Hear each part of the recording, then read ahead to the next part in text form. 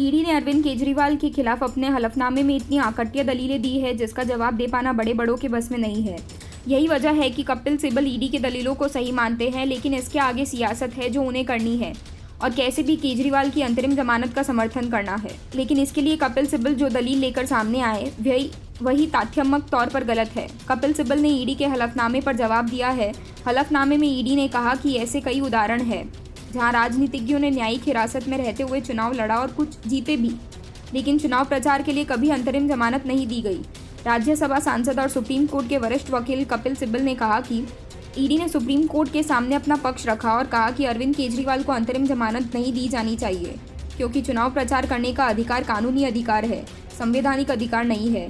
यह सही है, लेकिन कानून में यह भी प्रावधान है कि अगर किसी को सज़ा दी गई है और अदालत कहती है कि वे सज़ा पर रोक लगा रहे हैं तो वह चुनाव प्रचार में भाग ले सकता है। उनसे पूछे कि हार्दिक पटेल ने चुनाव कैसे लड़ा। कपिल सिब्बल का यह बयान सुप्रीम कोर्ट में अरविंद केजरीवाल की अंतरिम जमानत याचिका की सुनवाई से इतर है। कपिल सिब्बल ने उन्होंने आगे कहा कि हार्दिक पटेल को दोषी करार दिया गया था, हाईकोर्ट ने इस पर रोक लगा दी थी। हार्दिक ने सुप्रीम कोर्ट का दरवाज़ा खटखटाया और कोर्ट ने इस पर रोक लगा दी। हार्दिक ने चुनाव लड़ा और बीजेपी में शामिल हो गए। यदि अदालत रोक लगाती है तो किसी को जिसके खिलाफ आपके पास सबूत और सज़ा है उसके प्रचार करने का अधिकार है, लेकिन जो सिर्फ आरोपी है उसे स्टे नहीं दिया जा सकता।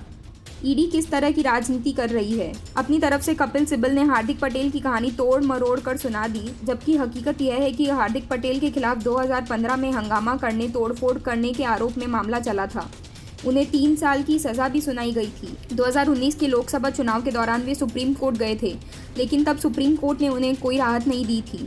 2022 में सुप्रीम कोर्ट ने उनकी सज़ा पर रोक लगा दी। उसके बाद वे बीजेपी की टिकट पर विधायक चुने गए। लेकिन हार्दिक पटेल की इस कहानी को कपिल सिब्बल ने किस तरीके सुनाया सबके सामने है। बड़ी बात यह है कि कपिल सिब्बल इसमें यह बताना भूल गए कि केजरीवाल के खिलाफ पीएमएल के तहत मामला दर्ज किया गया है और वे न्यायिक हिरासत में हैं। कपिल सिब्बल की तरह सौरभ भारद्वाज ने भी एक कहानी सुना दी। सौरभ भारद्वाज ने कहा कि बीजेपी के नेतृत्व वाली केंद्र सरकार दोहरा रवैया अपना रही है।